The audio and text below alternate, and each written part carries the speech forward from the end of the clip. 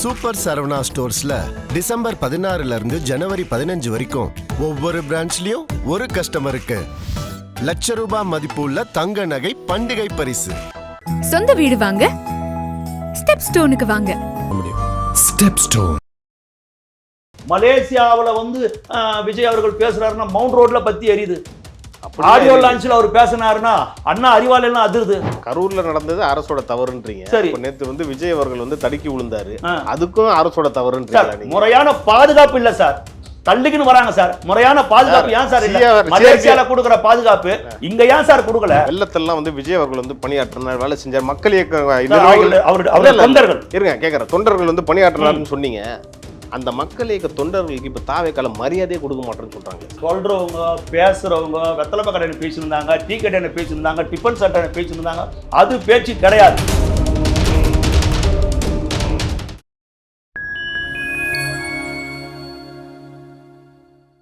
Point time நேயர்களுக்கு வணக்கம். இன்று நம்மோடு இணைந்திருப்பவர் அரசியல் விமர்சகர் திரு ஓட்டேரி ஜெயக்குமார் அவர்கள்.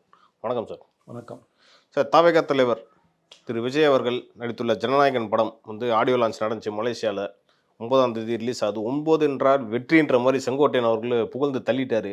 ஓகே, நம்ம என்ன பற்றி பேச போகிறோம்னா, விஜய் அவர்கள் சொன்னார் அந்த ஃபங்க்ஷனில், 30 ஆண்டுகள் நீங்கள் என்னோட இருந்தீங்க, இதுக்கப்புறம் 30 ஆண்டுகள் நான் உங்களோட இருக்க போகிறேன். நான் கேட்குறேன், என்ன கேள்வி என்னன்னா, இவ்வளோ நல்ல மக்களுக்கு அவர் என்ன பண்ணார், எங்கே நின்னார்ன்றது தான் என் கேள்வி. இல்லை, நிறைய இடத்துல நின்று இருக்கிறாரு. ஜல்லிக்கட்டு போராட்டத்தில் நின்னாரா? அதுவா சார்? ஜல்லிக்கட்டு போராட்டம் மட்டும் இல்லை சார், அவர் ஜல்லிக்கட்டுக்கு முன்னாடியே இலங்கை தமிழர்களுக்காக உண்ணாவிரதம் உட்கார்ந்துருக்கிறாரு. இலங்கை தமிழக மீனவர்கள் இலங்கை கடற்படையால் பாதிக்கப்படுறப்போ நாகப்பட்டினத்தில் ஒரு மிகப்பெரிய ஆர்ப்பாட்டம் நடத்திருக்கிறாரு. அனிதா தற்கொலை பண்ணிக்கினப்போ அனிதா வீட்டுக்கு யாருக்கும் சொல்லாத, லோக்கல் போலீஸுக்கு கூட சொல்லாமல் அனிதா வீட்டுக்கு போயிருக்கிறாரு.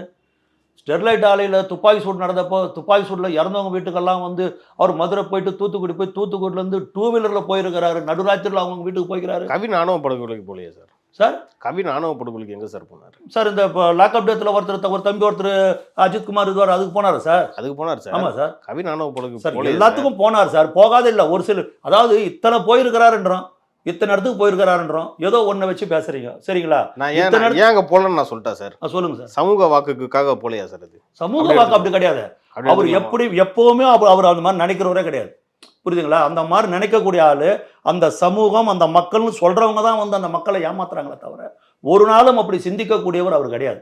சரிங்களா? அவர் தெளிவாகவே பேசுறாரு, தெளிவாக இருக்கிறாரு.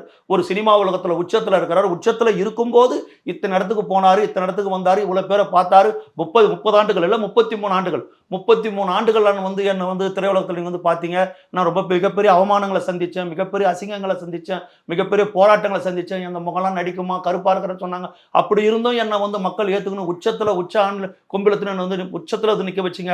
ஒரு கடற்கரை ஓரமாக ஒரு மணல் வீடு கட்டி வாழணும்னு ஆசைப்பட்டேன். ஆனால் எனக்கு மிகப்பெரிய மாளிகை இந்த மக்கள் கட்டி கொடுத்துருக்காங்க. அந்த மக்களுக்காக மீண்டும் எனக்கு இன்னும் இருக்கிறது 33 ஆண்டுகள். அவர் சொல்றது இன்னும் ஒரு 50 ஆண்டு 100 ஆண்டுகள் கூட வாழலாம். இன்னும் 33 ஆண்டு இந்த மக்களுக்காக நான் உழைக்கணும்னு காத்துன்னு இருக்கிறேன் அப்படின்னு அவர் சொல்றாரு. அது மாத்திரம் இல்லாத அந்த மலேசியாவுக்கு அவர் சென்றது, அந்த மலேசியாவில் அவர் கூடிய மக்கள் வெள்ளம் எப்பேற்பட்ட, எவ்வளவு ஒரு எழுச்சி அந்த மலேசியாவில் விஜய் அவர்கள் பேசுறாருன்னா மவுண்ட் ரோட்ல பத்தி எரியுது. ஆடியோ லான்ச்ல அவர் பேசினாருன்னா அண்ணா அறிவாலெல்லாம் அதிருது. அவர் அங்க என்ன சொன்னாரு அந்த இடத்துல? நான் அணியா வருவனா தனியா வருவனான்னு எல்லாரும் சிந்திக்கிறாங்க, எல்லாம் பேசுறாங்க. நம்ம எப்ப தனியா இருந்திருக்கிறோம்? நாம அணியா தானே இருந்திருக்கிறோம், நம்ம மக்களோட தானே இருந்திருக்கிறோம் அப்படின்னு பேசுறாரு. அதுக்கு இங்க இருக்கிற ரகுபதி உடனே ரியாக்ட் பண்றாரு. அவர் அணியா வந்தாலும் தனியா வந்தாலும் நாங்க சந்திப்போன்னு. இவ்வளவு நாள் கண்டும் காணாம இருந்தவங்க உடனுக்குடன் ரியாக்ட் பண்றீங்களே, ரியாக்ட் பண்ண வைக்கிறாருல. ஏன்? அங்க கூட்டின மக்கள் வெள்ளம். அந்த மலேசியாவில், இப்போ நீங்கள் தமிழ்நாட்டில் தான் இல்லை, அந்த மலேசியாவில் ஒரு குறிப்பிட்ட ஒரு சாலையை சொல்கிறாங்க. அமெரிக்கா அதிபர் டொனால்ட் ட்ரம்ப் வந்தப்போ தான் அந்த சாலையை மூடினாங்களாம். அதுக்கப்புறம் இன்னொரு முறை அந்த சாலையை மூடினாங்கன்னா விஜய் அவர்கள் வந்த பொழுதுதான். அப்படி ஒரு மக்கள் எழுச்சி அங்க இருக்குதுன்னு சொல்றாங்க. கரூர் மாதிரி கூட்ட நெரிசல் ஏற்பட அசம்பாவிதம் நடந்திருக்க கூடாது கூட இந்த மாதிரி பண்ணிருக்கலாம். அதெல்லாம் ஒண்ணுமே கிடையாது சார். அங்க ஒரு அசம்பாவிதம் நடக்காது சார். எல்லாம் போலீஸ் நல்லா இருக்குது பாருங்க. அவ்வளவு பாதுகாப்பு, அத்தனை லட்சம் மக்கள் அவருக்கு பாதுகாப்பு இருக்குது. மெட்ராஸ் ஏர்போர்ட்டுக்கு வெளியே வரும்போது அவருக்கு சரியான பாதுகாப்பு இல்லாத, கீழே விழக்கூடிய அளவுக்கு பாதுகாப்பு இல்லாம இருக்குது. எங்க பாதுகாப்பு இல்ல? மக்கள் கூடுறதில்ல சார், அது திட்டமிட்டு அரங்கேற்றப்பட்டது. அது சிபிஐ விசாரணை வரும். கூட்டத்துல நடந்துச்சு. இதே மாதிரி கூட்ட நெரிசல்ல தானே அங்கேயே நடந்திருக்கும். எங்க நடந்திருக்கும்? கரூர்ல. அதேதான் இப்ப விஜய்க்கு நடக்குதுன்ற மாதிரி பல பேர் சொல்லிட்டு இருக்காங்க. அங்க கூட்ட நெரிசல் உருவாக்கப்பட்டது. கூட்ட நெரிசல அது வேற சார், அது சிபிஐ விசாரணை வரும் சார். அது வந்து கரூர்ன்றது மக்கள் அவரை பார்க்க தன்னெழுச்சியா வராங்க. அதுக்கு முன்னாடியே பல மாவட்டங்கள் அவரை சந்திக்க மக்கள் தன்னெழுச்சியா வராங்க. ஒரு இடத்துல எத்தனை லட்சம் பேர் கூடுறான்றத போலீஸ் பாக்குது. அப்ப கரூர்ல அவர் வந்து அது வந்து நாகப்பட்டினம் கூட்டத்துல அவர் கேட்டுட்டார். அவர் என்ன கேட்கிறாரு, நான் உங்ககிட்ட என்ன கேட்கறேன், ஒரு பெரிய இடமா கொடுங்க தானே உங்ககிட்ட நான் கேட்கறேன். என்ன பார்க்க மக்கள் வராங்க, ஒரு பெரிய இடமா கொடுன்னு கேட்கறேன். நீங்க ஏன் ஒரு குறுகிய இடத்துக்குள்ளே என்ன போட்டு அடைக்கிறீங்க அப்படின்னு தெளிவா கேட்டாரு. அதை மீறி குறுகிய இடம் கொடுத்தது யாருடைய தப்பு? கவர்மெண்ட்டுடைய தப்பு. கரூர்ல நடந்தது அரசோட தவறுன்றீங்க. சரி, நேத்து வந்து விஜய் அவர்கள் வந்து தடுக்கி விழுந்தாரு, அதுக்கும் அரசோட தவறுன்றீங்க. முறையான பாதுகாப்பு இல்ல சார், தள்ளிக்கின்னு வராங்க சார். முறையான பாதுகாப்பு ஏன் சார் இல்ல? மலேசியால கொடுக்கிற பாதுகாப்பு இங்க ஏன் சார் கொடுக்கல சார்? இல்ல சார், அவ்வளவு பாதுகாப்பு கொடுத்திருந்தா அவ்வளவு கிரௌட் அவர் கிட்ட போகாது சார். பாதுகாப்பு கொடுத்திருந்தா கிரௌட் கிட்ட போகாது. அதையும் தாண்டி வந்து தாவேகா தொண்டர்கள் ஆதரவாளர்கள் வந்து நெருக்கிறாங்க விஜய் அவர்களை. அதெல்லாம் சார் அப்படியெல்லாம் நெருக்க மாட்டாங்க சார். புரட்சித் தலைவர் எம்ஜிஆர் அவரெல்லாம் சார் எந்த மாதிரிலாம் நெருக்க மாட்டாங்க. இவங்க முறையான பாதுகாப்பு இவங்க கொடுக்க மாட்டேன்றாங்க. புரியுதுங்களா? இவங்க முறையான பாதுகாப்பு இவங்க கொடுத்தா எல்லாம் சரியா இருக்கும். சரி, எப்படி முறையான பாதுகாப்பு கொடுக்கலாம் நீங்க சொல்லுங்க சார். முறையான பாதுகாப்பு போலீஸ் தான் முடிவு பண்ணணும். முறையான பாதுகாப்பு எவ்வளவு போலீஸ் இருந்தாங்க நீங்க பாத்தீங்களா? எங்க போலீஸ் இருந்தாங்க? ஏர்போர்ட் கிட்ட. சார் ஏர்போர்ட் கிட்ட போலீஸ் இருந்தாலும் என்ன பண்றாங்கன்னா, அவர் ஏர்போர்ட் வந்து வெளியே வராரு. அவங்க என்ன பண்ண, போலீஸ் என்ன பண்ணும், அவரை சுத்தி ஒரு பேரிகார்ட் மாதிரி போட்டுக்குன்னு அவரை கரெக்டா வண்டி கிட்டதுன்னு விடணும். புரியுதுங்களா? ஒரு முதலமைச்சர்லாம் வரும்போது பண்றீங்கல்ல, ஒரு பிரதமர்லாம் வரும்போது, ஒரு முதலமைச்சர் வரும்போது பண்றீங்களா? கேட்டா புரோட்டோகால் பண்றீங்களா? மக்கள் தன்னெழுச்சியா வரும்போது சார் கூட்டத்துக்குள்ள ஒண்ணு சொல்லிட்டீங்களா சார்? கூட்டத்துக்குள்ள முதலமைச்சரும் விஜயும் ஒன்னா அந்த கேள்வி வருது. நீங்க புரோட்டோகால் சொல்லுவீங்க சார், ஒரு சீஃப் மினிஸ்டருக்கான பாதுகாப்புன்னு. ஆனா முதலமைச்சருக்கு கூட்டம் வரலனா கூட அவ்வளவு ஒரு பந்தோபஸ்து கொடுக்குறீங்களே.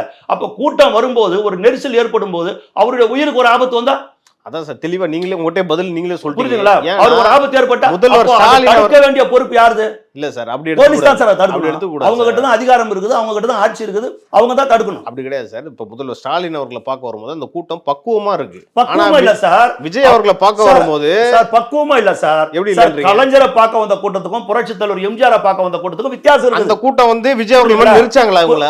புரட்சி தலைவர் எம்ஜிஆருக்கு வந்த கூட்டத்துக்கும் கலைஞருக்கு வந்த கூட்டத்துக்கும் வித்தியாசம் இருக்கு. எப்படி வித்தியாசம் இருக்கு சார்? கலைஞர் வந்த கூட்டம் அமைதியா உட்கார்ந்து கேட்டுன்னு இருப்பான், சும்மா நின்று இருப்பான், அவ்வளவுதான் கலைஞர் கூட்டம். எம்ஜிஆருக்கு வந்த கூட்டம் அவரை பார்க்கணும், அவரை பேச்சை கேட்கணும்னு இங்க 10,000 பேர் கூட்டினானா அங்க 10 லட்சம் பேர் கூடுவான் எம்ஜிஆருக்கு. புரியுதுங்களா? ஸ்டாலினுக்கு ஒரு குறிப்பிட்ட கூட்டம் ஒண்ணு இல்ல. இப்ப திருவண்ணாமலை கூட்டம் பாத்தீங்களா? நடிகர்களுக்கு கூட்டம் கொடுத்துருக்கீங்க. நடிகர் கிடையாது சார். புரட்சி தலைவர் எம்ஜிஆர் நடிகர் கிடையாது சார். அதை தாண்ட பெரிய ஆள் சார் அவர். புரட்சி தலைவர் எம்ஜிஆர் சாதாரண நடிகர் மட்டும் கிடையாது. புரியுதுங்களா? புரட்சி தலைவர் எம்ஜிஆர் யாருன்னா நடிகரா ஒத்துக்குவாங்களா? சொல்லு, நடிகரா ஒத்துக்குவாங்களா? அவர் பட்ட பாடு, அவர் அந்த திமுக உழைச்ச உழைப்பு, அந்த திமுக ஆட்சி அதிகாரத்துக்கு கொண்டு வரணும்னு சொல்லிட்டு அவர் பட்ட கஷ்டம் கொஞ்சம். அதனாலதான் பேரறிஞர் அண்ணா திமுக வெற்றி பெற்ற போது அவரை பார்க்கறதுக்கு எல்லாரும் போனப்போ, இந்த வெற்றிக்கு காரணமான என் தம்பி ராமச்சந்திரன் ராயப்பட்டா மருத்துவமனையில படுத்துனுக்கிறான், அங்க போய் அவர் முதல்ல இந்த மரியாதை செலுத்துங்கன்னு சொல்லிட்டு பேரறிஞர் அண்ணா சொன்னார். அந்த மாதிரி எம்ஜிஆர், அந்த எம்ஜிஆருக்கு பிறகு திரு விஜய் அவர்களுக்கு மகத்தான மக்கள் செல்வாக்கு இருக்குதுன்னு சொல்ல வர எல்லா நடிகரும் கூட்டம் வந்துருமா? எல்லா நடிகரும் கூட்டம் வந்துரும். நான் பார்க்கலையா? இல்ல சார், நான் பார்க்கல, நடிகர் எல்லாம் பார்க்கல. கண்டிப்பா வந்திருப்பீங்க. நான் கேட்கிற கேள்வி என்னன்னா, எம்ஜிஆரோட ஒப்பிட்டு பேசுனீங்களே விஜய் அவர்களை. எம்ஜிஆர் வந்து கீழே போய் பார்த்தாரு, ஏழை மக்களை போய் கவனிச்சாரு. அங்க வந்து வெள்ளம் வந்துச்சுன்னா இறங்குனாரு. விஜய் எங்க இறங்குனாரு சார்? உங்களுக்கு தெரியலன்னு அர்த்தம். சரி, தெரியல. அவர் 96லயே வெள்ள பாதிப்பு வந்து எங்க பகுதிக்கு வந்திருக்காரு. 2015 வெள்ளம் வந்துச்சு, 18ல வெள்ளம் வந்துச்சு, 20ல வந்துச்சு, 23ல வந்துச்சு. அவருடைய மக்கள் இயக்கத்துக்கு மூலமா மக்களுக்கு என்னன்னா 96 30 வருஷத்துக்கு முன்னாடி சார். அப்ப பேச வேண்டிய இப்ப சார் அவங்களுடைய மக்கள் இயக்கத்து மூலமா வெள்ள நிவாரண பிரச்சனை வரும்போது மூட்டை மூட்டையா அரிசி நிவாரண பொருட்கள் அவருடைய மக்கள் இயக்கத்து மூலமா கொடுக்கப்பட்டது. அவருடைய மக்களுக்கு மூலமா வெள்ளம் மட்டும் இல்ல, வெள்ளம் இல்லாத காலங்கள்ல கூட பிரெட், முட்டை, பால் இதெல்லாம் அவங்க மக்கள் இயக்கத்து மூலமா வாரம் கொடுக்கப்படுது. ஒண்ணு இல்ல, இன்னொன்னு சொல்றேன். இந்த வில்லிவாக்கத்துல ஒரு பகுதியில ஒரு மத்திய சனியில அந்த தம்பி ஒரு மாவட்டத்தில் ஒருத்தர் இருக்கிறாரு, தினமும் டிஃபன் கொடுக்குறாரு. கிட்டத்தட்ட நானும் அவர் ரொம்ப நாளா வாட்ச் பண்ணி இருக்கிறேன். கிட்டத்தட்ட ஒரு 300-350 நாட்கள் தாண்டி தினமும் டிஃபன் கொடுக்குறாரு, கொடுத்துக்கிட்டா இருக்கிறாங்க. அது மட்டும் இல்ல, பள்ளியில 10ஆம் வகுப்பு, 11ஆம் வகுப்பு, 12ஆம் வகுப்புல முதல் 3 இடங்களை பிடிக்கிறவங்கள மாவட்ட வாரியா கூப்பிட்டு யார் சார் பண்ணா? இவர் தான் சார் பண்ணாரு. புரியுதுங்களா? யார் பண்ணா? இதெல்லாம் யார் பண்ணா? இவர் தான் எல்லாத்தையும் பார்த்தாரு, இவர் தான் எல்லாரும் செஞ்சாரு. அவரை பேசணும், அவரை செய்ய. சார் இவங்க எப்படி தெரியுமா சார்? இவங்க எப்படி தெரியுமா? பல மீடியாக்களை கையில வச்சுட்டு இருப்பாங்க. புரியுதுங்களா? இவங்க எப்படின்னா திமுகவே இருக்கணும், திமுக இல்லைன்னா அதிமுகவே இருக்கணும். ஏன்னா இததான் பெருந்தலைவர் காமராஜர் 2 கட்சிகளும் சார் மக்களுக்கு தெரிய வைக்கணும், மக்கள் ரொம்ப புத்திசாலி. அதுதான் இந்த தேர்தலில் தெரியும்.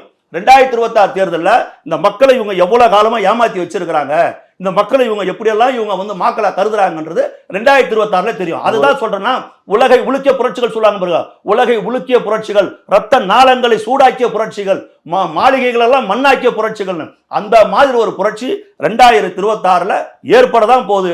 அந்த மக்கள் புரட்சி மிகப்பெரிய புரட்சி ஏற்பட்டு தமிழகத்தின் கோட்டை கொத்தளத்துல திரு விஜய் அவர்கள் கொடி ஏற்றதான் போறார். ஒரு விஷயம் சொன்னீங்க, வந்து வெள்ளத்தெல்லாம் வந்து விஜய் அவர்கள் வந்து பணியாற்றினார், வேலை செஞ்சார், மக்கள் இயக்க தொண்டர்கள் இருங்க கேட்கற தொண்டர்கள் வந்து பணியாற்றினார்னு சொன்னீங்க.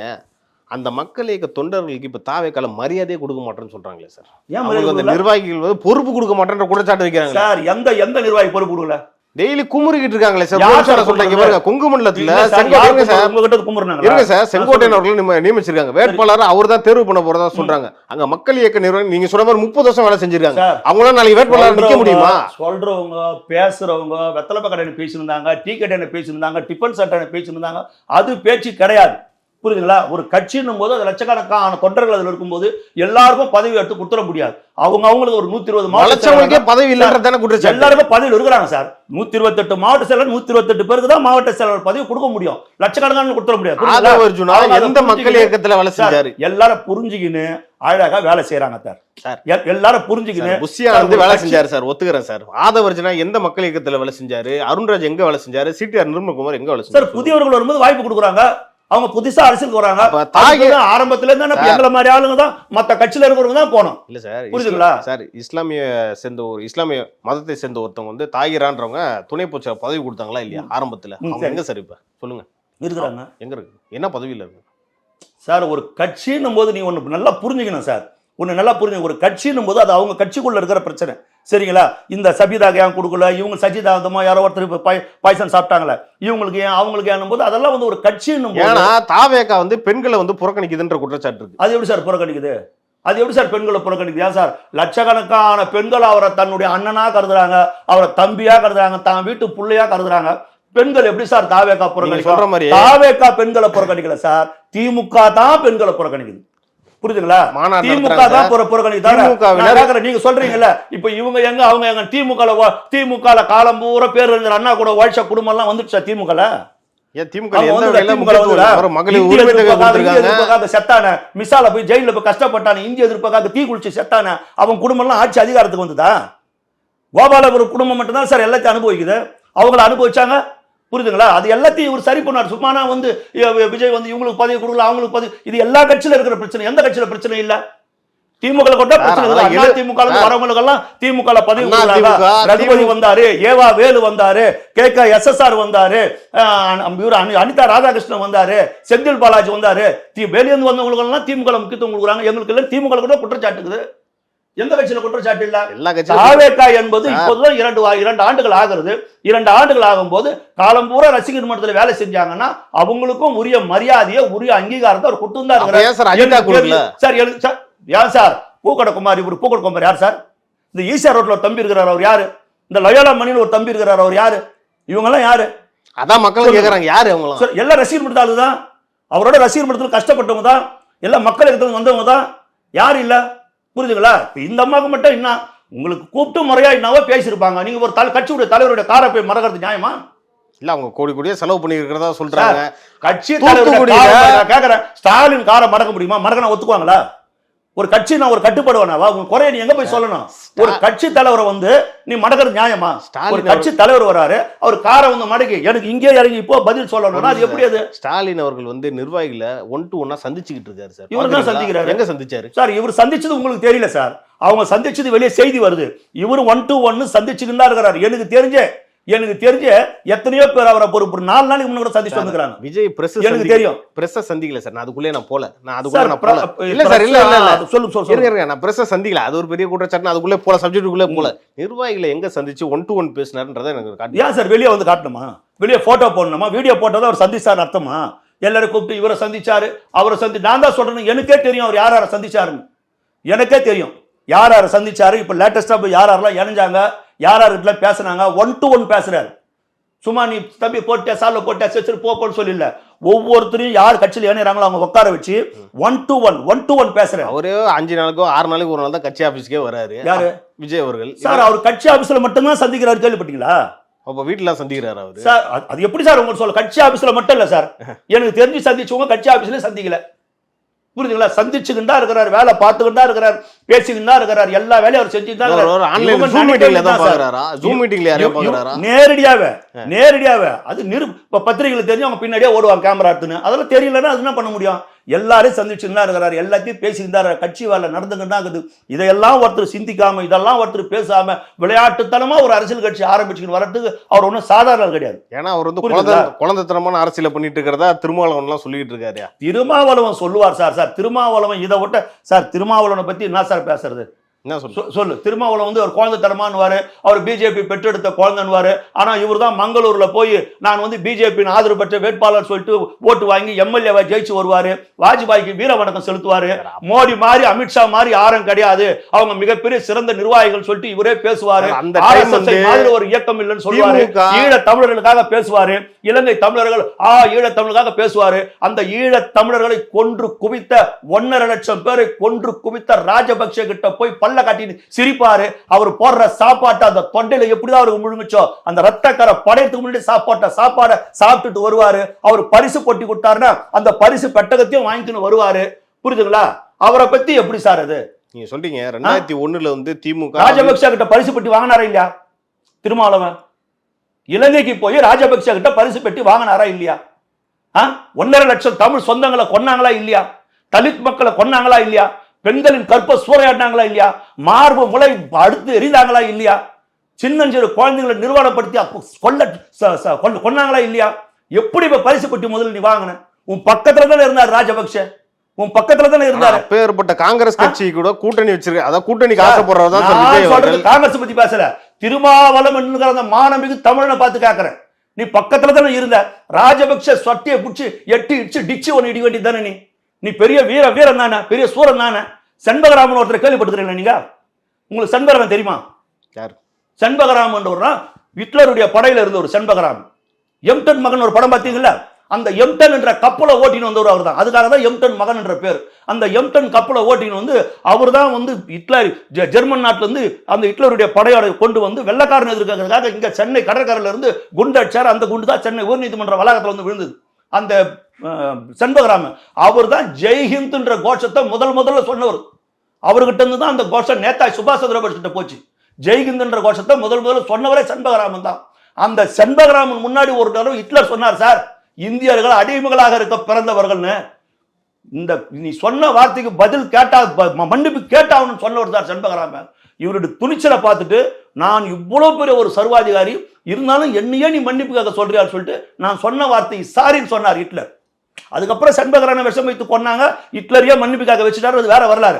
அதுதான் சார் ஆம்பளதானா? ஹிட்லரையே கேட்டான் பாரு, நான் என் மக்கள் அடிமை கிடையாதுன்னு. அதுதான் ஆம்பளை. தூக்கு கயிறு தொங்கும் போது கூட அந்த தூக்கு கயிறு முத்தமிட்டான் பாரு பகத்சிங். அதுதான் சார் ஆம்பளத்தானா? உன் பக்கத்துல இருக்கிற ராஜபக்சே 1.5 லட்சம் பேரை கொன்னு குவிச்சிருக்கிறான், நம் இன பெண்களை கற்பழிச்சிருக்கிறான், கற்ப சூறையாடிக்கிறான், பல்ல காட்டின்னு சிரிச்சுக்கணும் பரிசு போட்டியை வாங்கிக்கணும். வந்து நீங்க வந்து நீ இவர் பெத்த குழந்தை, நீ அவர் பெத்த குழந்தைன்னு எவ்வளவு காலத்துக்கு ஏமாத்தோம்? நான் கேட்கிற திருமாவளவனை கேட்கிறேன், வேங்கவயல் சம்பவத்துல உங்களுடைய நிலை என்ன? விஜய் அவர்கள் வந்து சார் நான் கேட்கிற கேள்வி பதில் சொல்ல சார். வேங்கவயல் சம்பவத்துல திருமாவளவனுடைய நிலை என்ன? அவர் தான் கண்டிச்சு அறிக்கை. இது வரைக்கும் உங்களுக்கு ஒரு பொது தொகுதி கொடுத்தாங்களா? நீ வேங்கவயல போய் பாத்தியா? கண்டிச்சார் சொல்ற வேங்கவயல போய் பாத்தியா? விஜய் அங்க போய் பார்த்தாரா, இங்க போய் பார்த்தாரு? இந்த மக்களை ஏமாத்தி இத்தனை முறை நீ நாடாளுமன்ற உறுப்பினரா சட்டமன்ற உறுப்பினரா இருக்கிறிய, வேங்கவயல் மக்களை போய் பாத்தியா? மனம் கடந்த தண்ணீர் குளிச்சாரு கேட்டியா? விஜய் போனாரா சார்? நான் கேட்கறது இவரை திருமாவளவனை கேட்கிறேன். நாங்க தான் தாழ்த்தப்பட்ட மக்களுடைய அப்படியே ஒரிஜினல் ஹோல்சேல் வியாபாரின்னு சொல்றாங்களோ அவங்கள பார்த்து கேட்கறேன். நீ போனியா வேங்கவயலுக்கு? போனியா? இல்ல நான் தாழ்த்தப்பட்ட மக்கள் எனக்கு தனி தொகுதி கொடுக்குறேன், எனக்கு பொது தொகுதி கொடுன்னு கேட்டியா? பொது தொகுதி கொடுன்னு கேட்டியா? திருப்பூர்ல பொது தொகுதி எங்க விட்டாங்க? பொது தொகுதி கொடுன்னு கேட்டியா? ஆர்எஸ் பாரதி என்ன சார் கேட்டாரு? திமுகவை சார்ந்த வழக்கறிஞர் ஆர்எஸ் பாரதி என்ன சார் கேட்டாரு?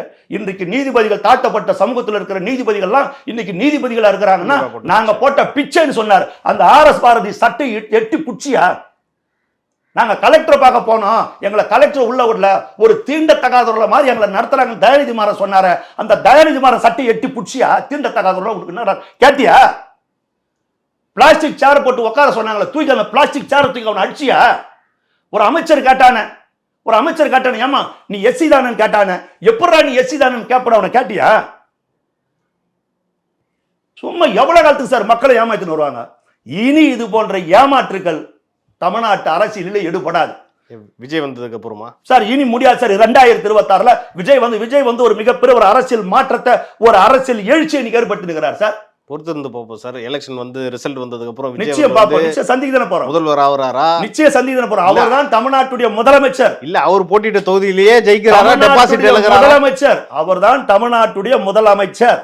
நீங்க பாருங்க 2026ல அவர் தான் தமிழ்நாட்டுடைய முதலமைச்சர். தமிழ்நாட்டுல விஜயுடைய கொடிதான் பறக்கும்.